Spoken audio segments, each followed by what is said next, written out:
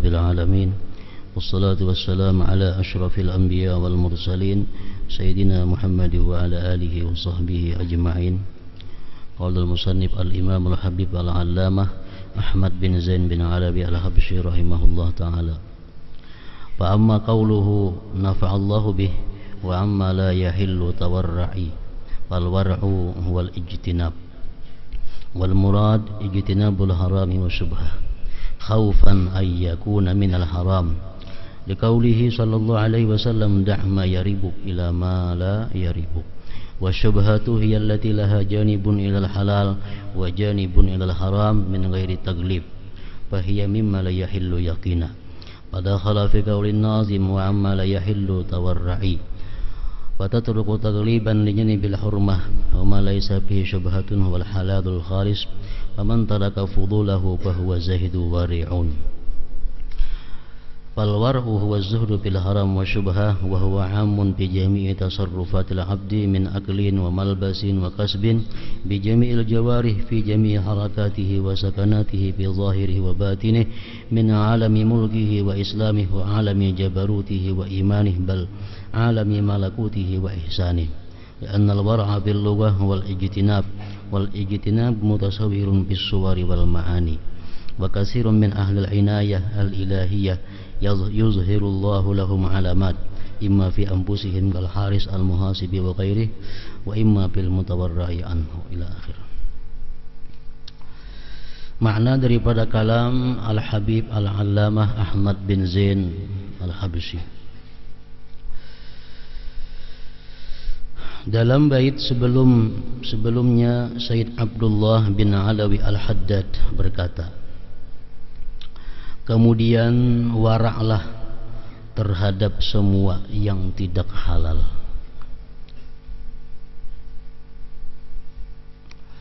Wara artinya menjauhi.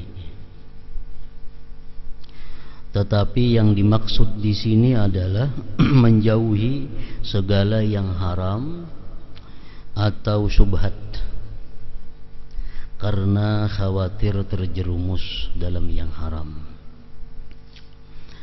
Rasulullah sallallahu alaihi wasallam bersabda, "Da' ma yaribuk ila ma la yaribuk."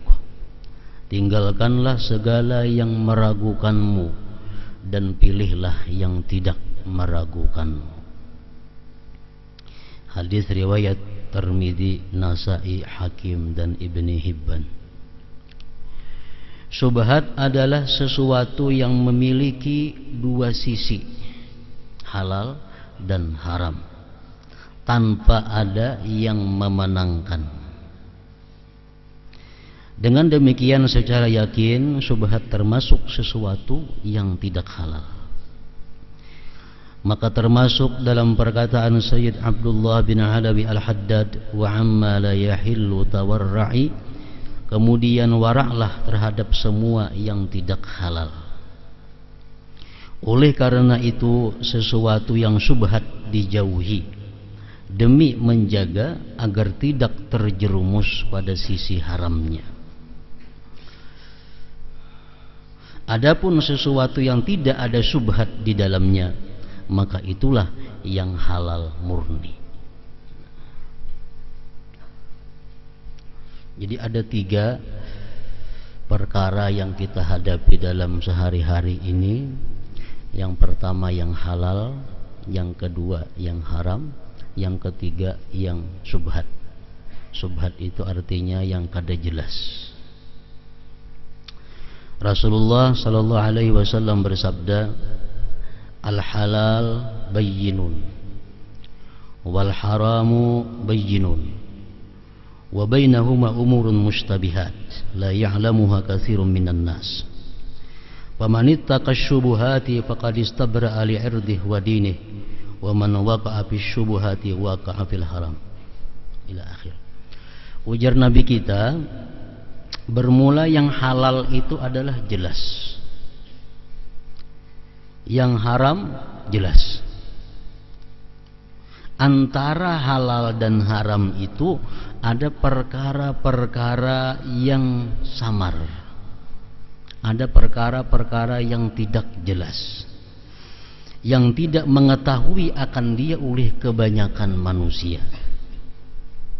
Siapa yang menjaga, memelihara atau menjauhi yang subhat-subhat, yang tidak jelas hukumnya, dia jauhi, maka dia membersihkan pribadi dan agamanya.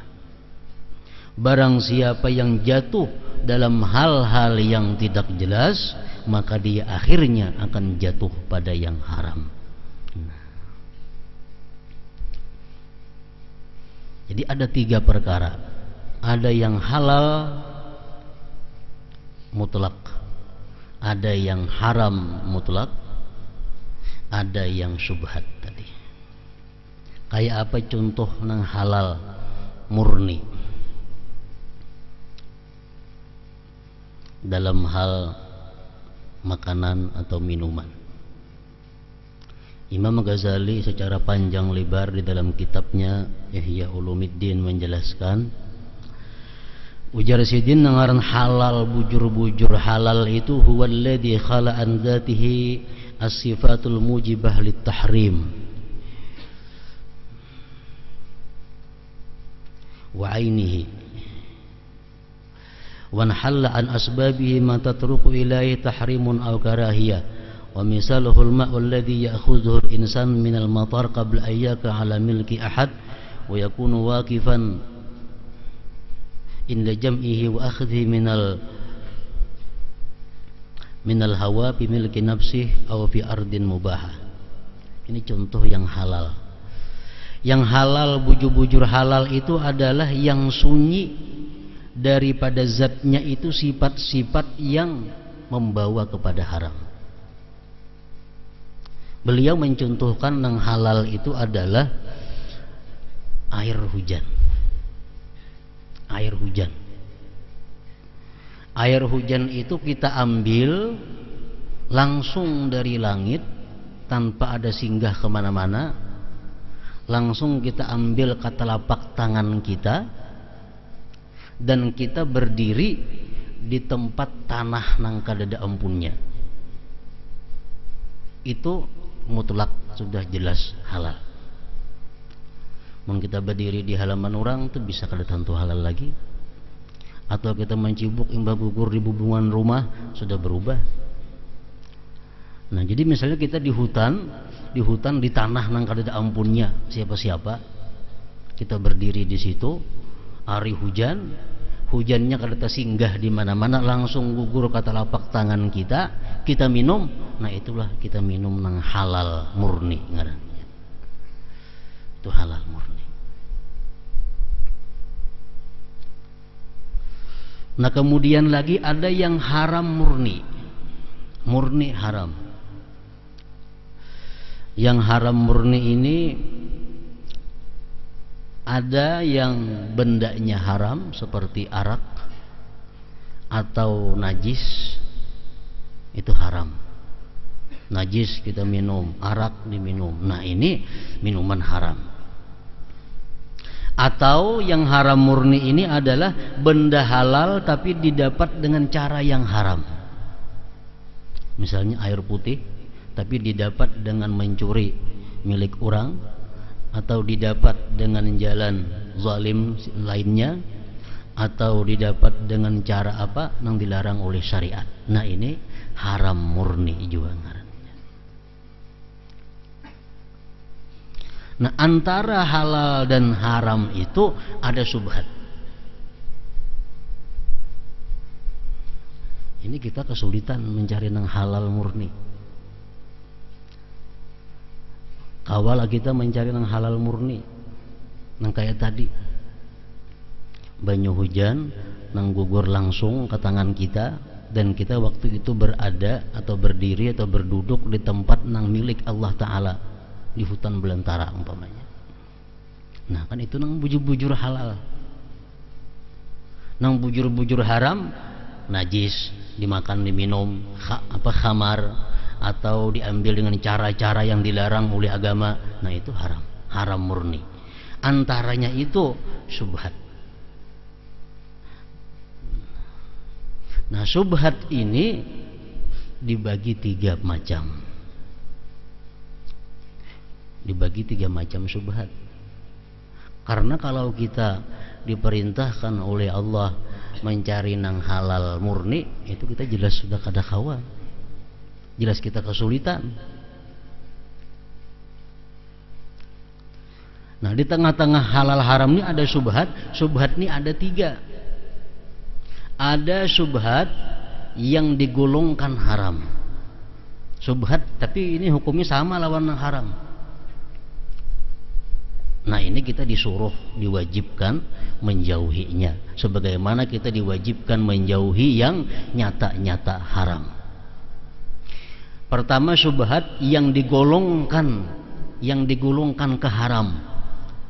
Nah, ini subhat seperti ini kita diwajibkan menjauhi sebagaimana menjauhi yang diharamkan.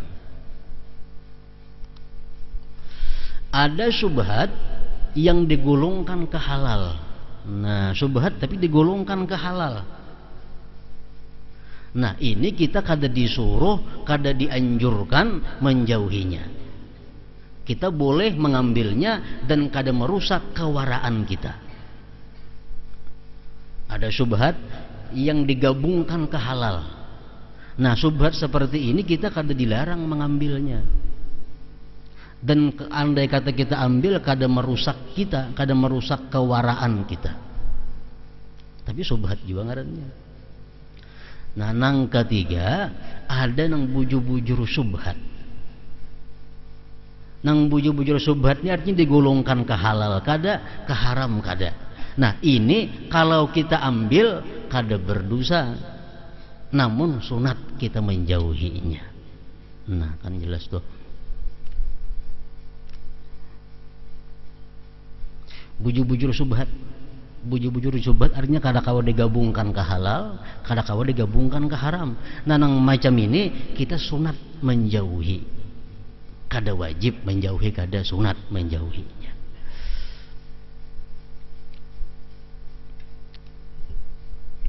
Contohnya subhat yang digolongkan ke haram. Imam Ghazali mencontohkan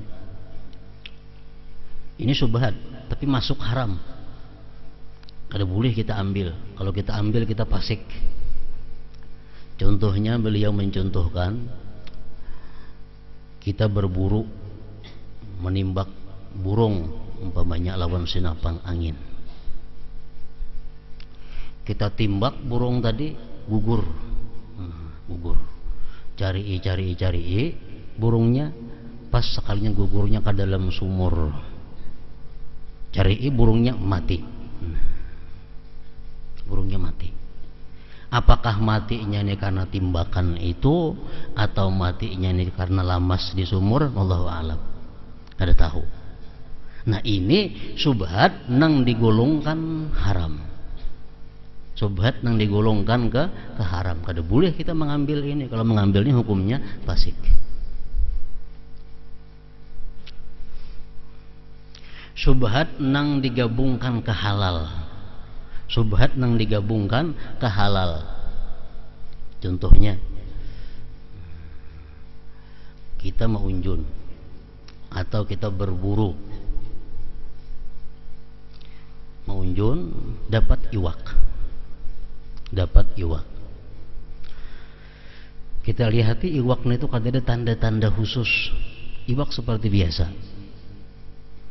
Lalu timbul di hati kita keraguan. Berusia iwak nang ku dapat maunjuni iwak orang nang lapas. Orang basiang iwak di batang lapas, pas nang ku unjuni ini iwaknya ini berusia ini. Nah, ini subhat juga, tapi ini digulungkan nang halal. Andai kita ambil ini, kita kada fasik dan tetap kita wara ngarannya. Tetap wara. Kita berburu umpamanya, berburu minjangan atau apakah dapat. Nah, kita dapat lihati nang ada cuma karena timbakan pun kita aja. Timbakan orang kada ada. Timbul di hati keraguan, berusia ini minjangan orang nang sudah dapat lapas, timbak kok berusia itu. Nah, ini subhatnya jangan dipakai. Ini subhatnya digolongkan ke halal, ambil aja dan kada merusak kewaraan kita. Nah kemudian subhat nang ketiga, nang bujur-bujur subhat. Umpamanya kita menimbak burung. Kita menimbak burung, burung tuh gugur. Gugur. Lihat. Sekalinya gugurnya pas taka tanah. Kada taka banyu taka tanah. Lihati burungnya sudah mati. Apakah matinya ini karena tahampas ke tanah ini kah? Atau mati karena timbakan kah? Wallahu alam. Nah ini subhat bujur. Kita kada wajib meninggalkan ini, namun sunat meninggalkannya. Sunat meninggalkannya. Kalau kita tinggalkan, kita termasuk wara nang saleh ngarannya. Kalau kita ambil, kita wara juga, tapi wara adil ngarannya. Nah, 3 macam perkara subhat.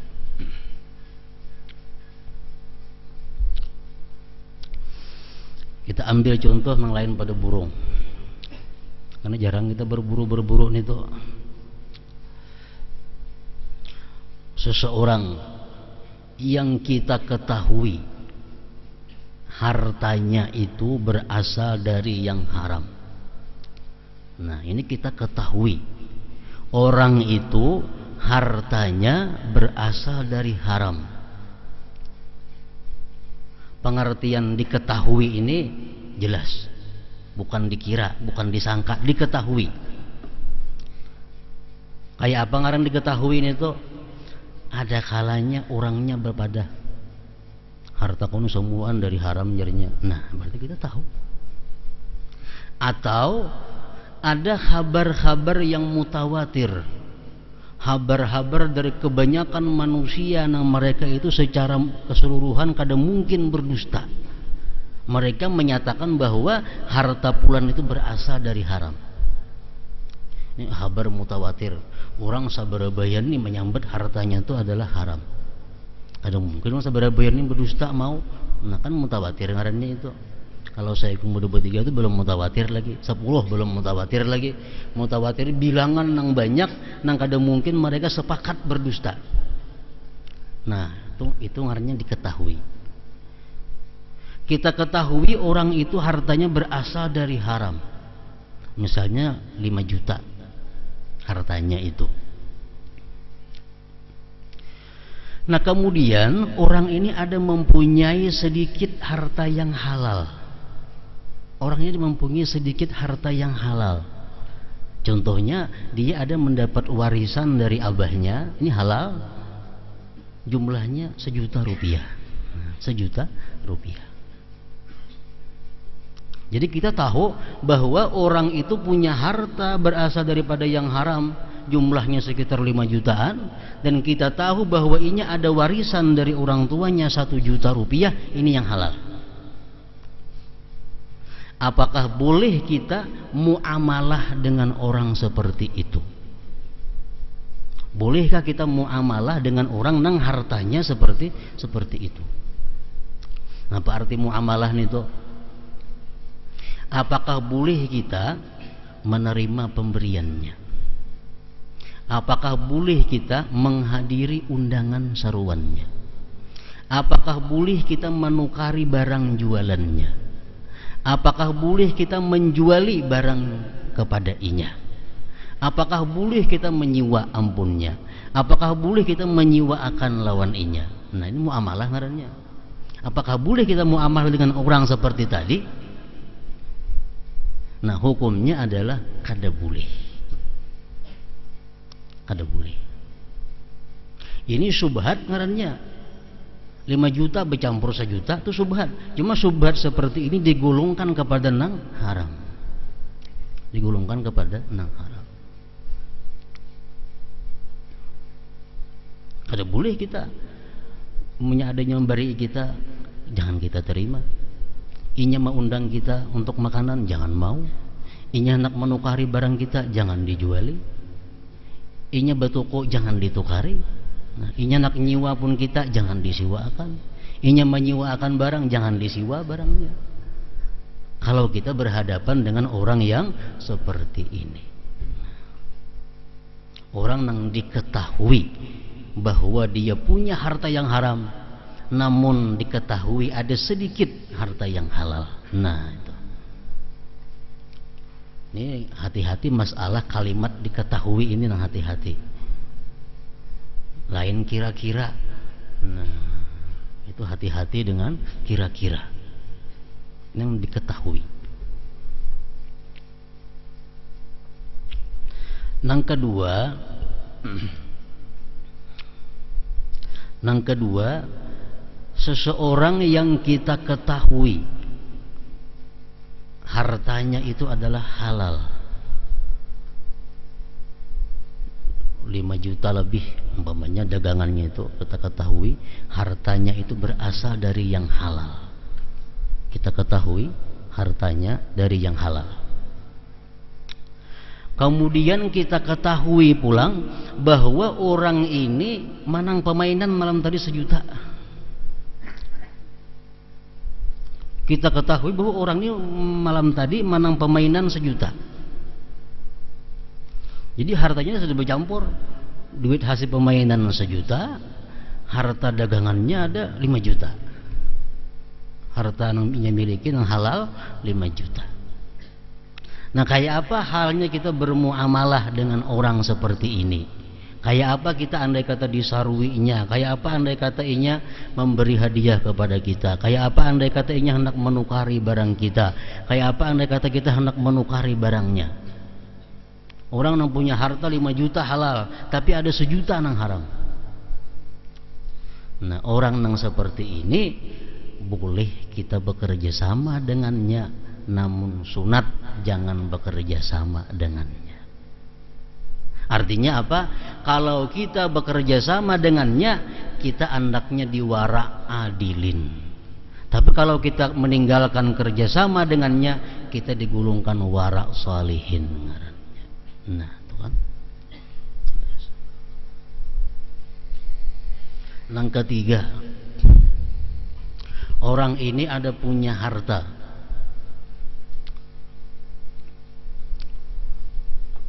nang sama-sama, nang halal ada, nang haram ada. Kita ketahui orang tuh separuh-separuh halal haramnya. Namun inya datang kepada kita, nah, hendak berseruan lah, atau hendak memberi hadiah, atau hendak menjual barang. Ini barangnya hendak aku jual lawan ikam, nah ini barang warisan abahku nih. Nah, itu kan jelas. Nah, kalau kita ambil yang macam ini, itu boleh dan kadang menggugurkan wara salih, apalagi wara adil. Dijelaskannya.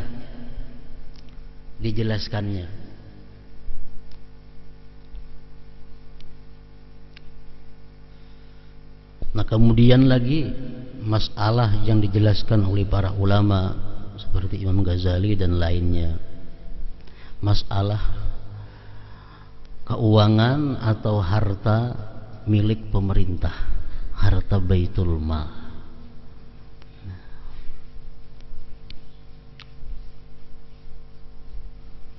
Ini Baitul Mal, harta pemerintah. Yang diketahui harta pemerintah ini bercampur antara yang haram yang banyak dan yang halal yang banyak. Kita tahu pemerintah, kas pemerintahan, kas negara itu campuran. Duitnya pasti ada, nang halal ada, nang haram ada.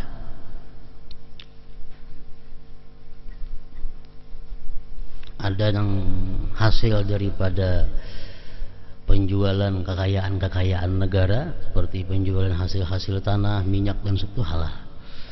Ada juga yang haram, seperti pungutan-pungutan, tempat-tempat maksiat dan lainnya, itu adalah haram. Nah, jadi duit pemerintah kita ini adalah duit yang bercampur halal yang banyak dan haram yang banyak. Nah, kayak apa kita berhadapan dengan duit pemerintah ini?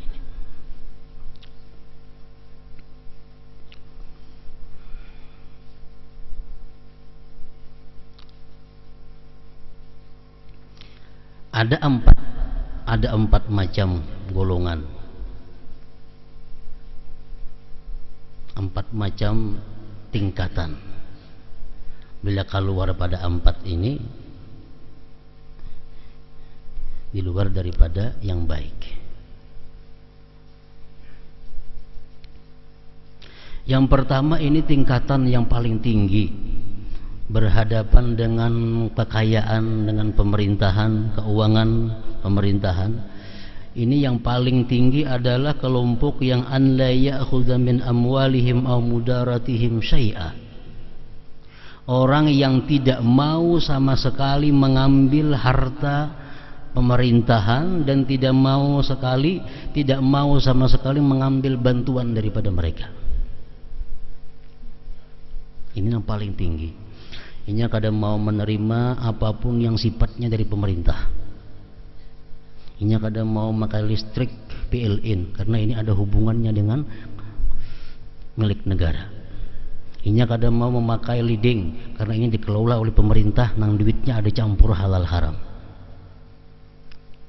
Ini kadang mau berjalan di tanah pemerintah karena diaspal dengan duit nang ada halal dan haramnya.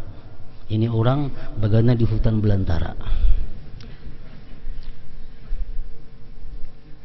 Ini tingkatan yang nomor 1. Kadang mau sama sekali ada bersangkut paut dengan pemerintah. Ada dikisahkan Zunnun al-Misri, beliau ini ditahan oleh pemerintah di penjara. Nah, kemudian tiap hari anaknya mengatari makanan ke penjara. Cuma anak ini kada kawa langsung mengatari kepada sidin melalui sipir penjara. Nah, anaknya datang mengantar makanan, sipir penjara mengambil, sipir penjara mengantarakan lawan Zinnun al-Misri. Begitu sipir mengantar makanan kepada Zinnun, Zinnun kada mau lagi makanan ini. Kenapa aja sidin? Karena bakas dijapai oleh tangan orang pemerintah. Bakas dijapai oleh tangan pemerintah. Nah, ini Zinnun, ini orang-orang yang berada di tingkatan nomor 1. Ada kalau berlistrik, listrik dikelola oleh negara, dan negara hartanya campur halal dan haram. Ada kalau minum banyu liding, kenapa? Karena ini perusahaan daerah, yang duitnya pun ada campur halal dan haram. Pokoknya semua yang berkaitan dengan pemerintah, karena bercampur halal haram duit pemerintah, kada mau mengambil. Nah, ini tingkatan yang nomor 1. Ada tingkatan yang nomor 2. Inya mau mengambil apa yang diberi oleh pemerintah. Nah, mau menerima sumbangan pemerintah, mau mengambil apa saja yang diberikan pemerintah. Tapi dia mengambil ini bukan untuk dirinya, tetapi dibagikannya lagi kepada orang-orang yang berhak, yang selama ini terlewatkan oleh pemerintah. Pemerintah menyumbang, ambil. Pemerintah ada ini, ambil. Tapi bukan dinikmatinya, bukan dipakainya, bukan dimakannya, tapi hanya disalurkannya untuk mereka-mereka yang berhak, yang selama ini terlewatkan oleh pemerintah. Nah, ini yang nomor 2. Yang nomor 3, dia mau mengambil pemberian atau sumbangan daripada pemerintah bila mana dia sudah mengetahui bahwa yang diberikan pemerintah kepadanya ini adalah dari yang halal. Diketahui, lain disangka dikira, diketahui.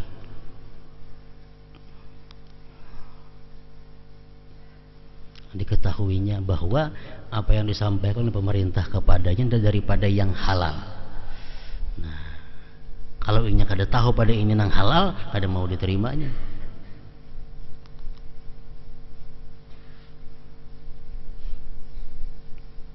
Itu yang ketiga. Yang keempat,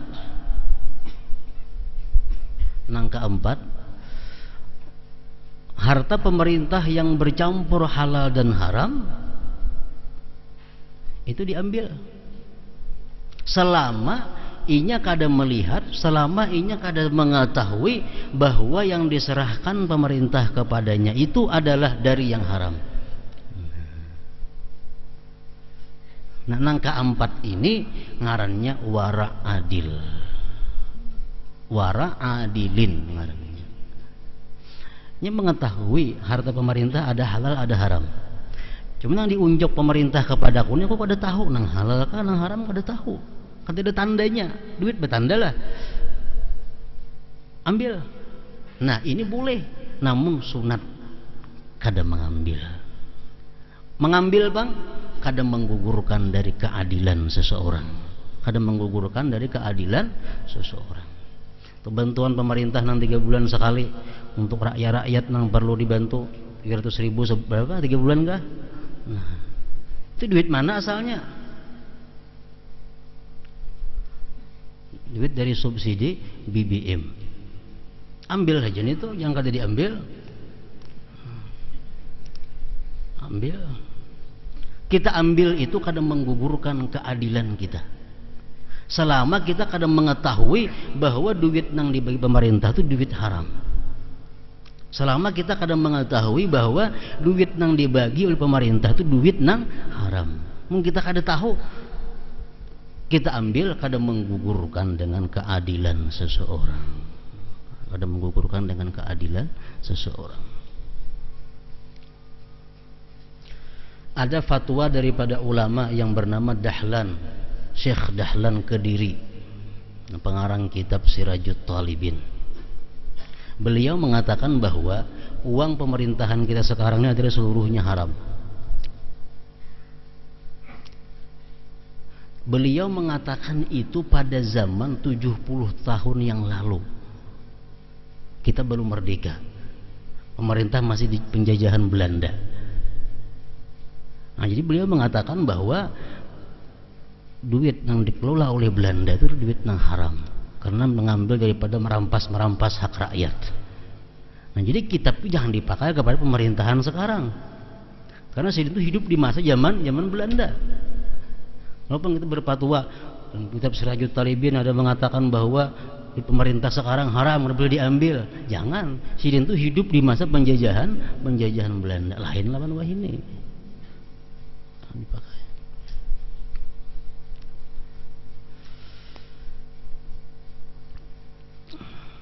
Nah, jadi ada 4 macam tadi kita menghadapi harta pemerintah. Nah, umpat nomor 1 silahkan pindah pada sini.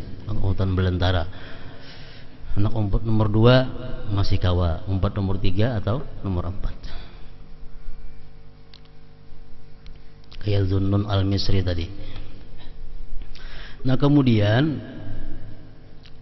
kita kadang-kadang dalam sehari-hari ini kita bekerja sama. Artinya jual beli, beri memberi, siwa bersiwa lawan orang-orang yang salah satu antara 3 ini. 1, orang yang kita kada tahu usahanya apa, kita kada tahu usahanya orang ni apa, kita kada tahu orang ni salih fasik atau kada. 1. Yang kedua, kita kadang-kadang bekerja sama dalam sehari-hari ini jual beli atau siwa bersiwa atau beri memberi dengan orang yang kita ketahui orang ini ada tanda-tanda kesalihan, tanda-tanda salih. Yang ketiga, kita bekerja sama kadang-kadang dalam sehari-hari dengan orang yang kita lihat pada diri orang itu ada tanda-tanda kefasikan. Nah, kayak apa kita menghadapi 3 kelompok manusia ini? Kita berjual umpamanya jual barang, datang orang. Nah, orang ini kita kada tahu siapa, di mana, usahanya apa, potongannya salih kah kada tahu juga, kada jelas. Kayak apa kita berhadapan dengan orang seperti ini? Layani. Layani. Juali munnya hendak menukar, tukari munnya hendak menjual, ambil munnya memberi, kada jadi masalah. Ini modalnya apa? Husnuzan. Husnuzan. Karena kita kada tahu masturul hal ngarannya.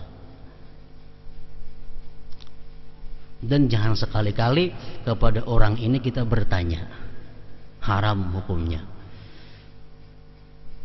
Bertanya, kenapa orang usaha dulu?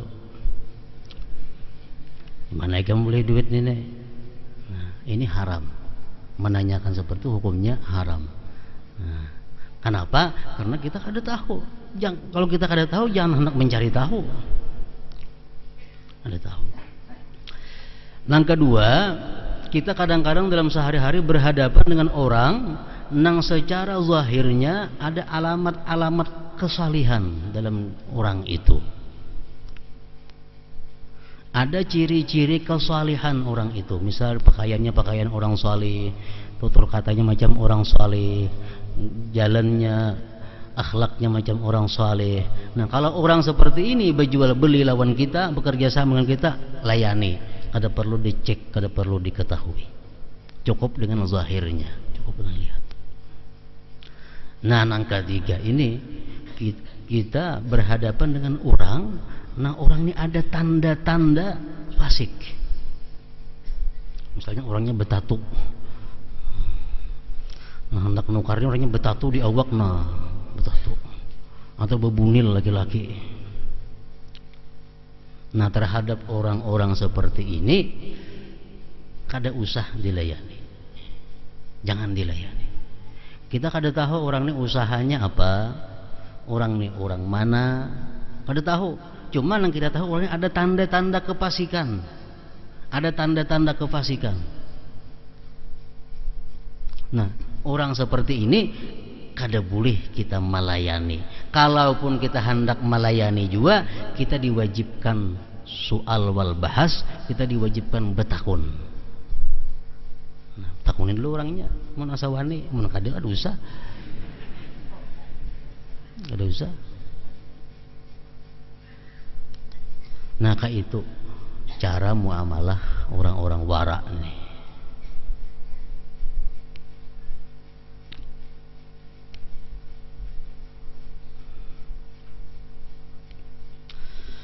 Nah, kemudian wara adalah terhadap mana tadi? Adapun sesuatu yang tidak ada syubhat di dalamnya, maka itulah yang halal murni. Seseorang yang meninggalkan sesuatu yang halal, yang melebihi batas kebutuhan, maka dia seorang yang berzuhud dan wara. Nah, ini sudah wara, mencari yang halal. Bahkan dia meninggalkan yang halal kalau itu melebihi kebutuhannya. Ini berarti zuhud dan wara ngarannya. Wara adalah zuhud terhadap yang haram dan syubhat dalam segala kegiatan manusia. Bukan hanya urusan makan minum kada, bukan hanya urusan duit kada. Wara ini luas dalam segala kegiatan manusia. Dalam semua gerak dan diamnya, zahir dan batinnya, di alam mulki, jabarut dan malakutnya. Umum, wara ini mencapai seluruh aspek kehidupan kita. Wara dalam melihat, wara dalam mendengar, wara dalam berkata-kata, wara semuaan. Bukan hanya urusan makan minum. Dalam sembahyang itu dituntut wara. Sembahyang mesti wara. Kayak apa sembahyang nang wara? Termasuk hati-hati dengan masalah waktu. Ini sudah masuk ke waktu bujur-bujur atau belum? Kalau ragu-ragu, janganlah sembahyang. Jangan hendak sembahyang. Ini kiblat nih, ragu-ragu kiblat nih kasih itu kah kasih ini kah? Janganlah sembahyang, takun akan bujur-bujur ke mana kiblat itu arahnya. Jangan hendak untung-untungan kira-kira kiblat itu. Nah, kayak itu sembahyang pun kita dituntut untuk wara. Nah, tempat sembahyang pun kita pilih di mana tempat yang menurut pengetahuan kita itu yang paling baik. Tempat sembahyang kita pilih di mana tempat yang menurut pengetahuan kita tempat yang paling bersih, tempat yang paling halal. Nah, itu.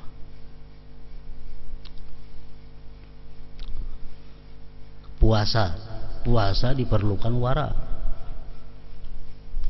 Antara lain waktu berbuka puasa. Nging berbunyi puput. Sampai kadang waktu ini asal ragu-ragu hati, jangan buka. Cari sampai ada keyakinan hati bahwa ini sudah masuk waktunya. Karena imsak ragu-ragu hati, sudahkah imsak belum kan? Kan usah lagi minum. Nah ini artinya adalah wara dalam hal berpuasa, wara dalam haji. Nah itu ada juga waranya. Contohnya dalam ihram. Ihram, apakah boleh orang berihram maka gelang jam tangan? Unja ulama saya kong boleh. Ya saya kong ulama kada boleh. Nah ambil umpat nang kada boleh. Kada betah luput. Ya saya kong boleh aja bakalang jam itu ada apa-apa. Ya saya kong kada boleh. Kalau kita wara, ambil pendapat nang kada boleh bakalang jam. Beutas sama aja. Kalau waktu melaksanakan ihram. Nah itu wara dalam hal haji. Wara dalam hal jual beli. Dituntut dalam jual beli ini wara. Artinya apa? Kita cari usaha kita cari dagangan kita yang paling aman. Yang paling aman. Yang paling aman daripada keliru, yang paling aman daripada membawa orang kepada maksiat, yang paling aman daripada segala dosa-dosa. Nah, wara dalam hal jual beli. Kalau kita jual beli nang hari-hari kita berurusan dengan takaran, timbangan, ini memerlukan kehati-hatian. Kita berusaha, usaha kita ini urusannya takaran, timbangan, ukuran. Ini usaha yang memerlukan kita sangat hati-hati, karena sedikit juga pun kita salah, kita ada berurusan sudah. Nah, kalau kita hendak memilih wara yang saleh, kita kada perlu berusaha seperti itu. Tapi kalau wara adil ya kada jadi masalah, masih boleh asalkan kita bujur-bujur. Tapi kalau kita hendak naik ke peringkat wara nang saleh, kada usah berusaha seperti itu, karena memerlukan kehati-hatian yang sangat teliti. Usaha-usaha yang bisa membantu orang jadi maksiat, nah jangan sekali-kali berusaha seperti ini kalau kita wara nang saleh. Jual beli dalam nikah, nah nikah dituntut juga wara. Cari nikah ini, cari anak-anak orang nang saleh, kada kawa anak-anak orang nang adil. Kalau kita wara, jangan hendak kawin dengan anak orang fasik. Kenapa? Karena dikhawatirkan orang fasik ini mengakadkan nikahnya bisa kadesah. Nah, itu wara dalam hal nikah. Kita cari saksinya nang bujur-bujur, saksinya orangnya nang cukup syarat. Makanya kita nikah itu makin banyak orangnya nang menghadiri makin baik. Misal orangnya 200 yang menghadiri, yang mendengarkan, yang menyaksikan gitu, makin baik. Barangkali dalam 200 itu ada manusia 2 yang adil, makin bagus. Jadi wara ini mencakup kepada seluruh kehidupan. Sebab arti wara secara bahasa adalah menjauhi, sedangkan kata menjauhi memiliki banyak arti.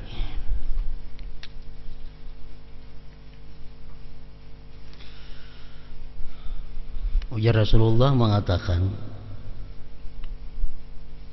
kenapa wara ini seringkali ditunjulkan kepada hal makanan dan minuman, padahal wara mencapai seluruh gawian, tapi seringkali wara ini difokuskan dalam masalah makanan minuman. Karena ujar Nabi, al-ma'idatu haudul badan wal uruq ilaiha waridatun baida sahhatil ma'idah sadaratil uruq bisihah wa idza saqimat sadarat bisiqam. Karena ujar Nabi kita, perut ini adalah telaga di badan, sedangkan urat-urat ini semuaan sentralnya ke parut situ. Bila parut kita ini baik, otomatis urat yang membawa kepada kebaikan. Perut kita kada baik, semuaan kada baik. Artinya apa? Kalau kita makanan kita ini halal, otomatis mata kita memandang yang halal, muntung kita berkata-kata nang halal, telinga kita mendengari yang asalkan dari makanan yang halal. Nah maka itu fokusnya masalah wara ini biasanya ke urusan makanan. Kalau orang tuh bepadah wara tapi suka melanggar perintah Allah, melanggar hal yang diharam, itu kada mau wara demikian. Karena orang nang wara itu pasti tingkah lakunya kepada yang halal. Tingkah laku orang wara itu kepada yang halal.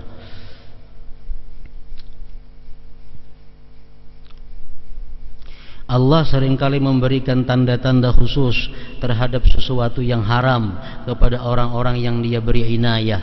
Contohnya adalah Al-Haris Al-Muhasibi rahimahullah dan beberapa kaum salihin lainnya. Haris Al-Muhasibi adalah gurunya daripada Junaid Al-Baghdadi. Beliau ini kalau ada dihidangkan makanan yang haram, tangan sini itu menggetar. Tangan sini itu menggetar sudah. Ini isyarat bahwa makanannya makanan haram. Ada lagi sebagian orang-orang saleh bila dihidangkan makanan haram kadang mau termasuk ke dalam perutnya. Tamuntah, ingat sini tamuntah. Nah, itu oleh orang yang ditolong oleh Allah Subhanahu wa taala.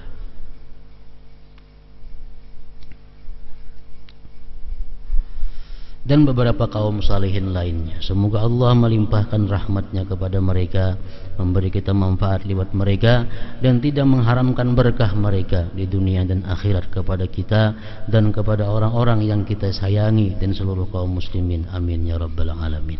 Nah, kemudian Rasulullah SAW bersabda,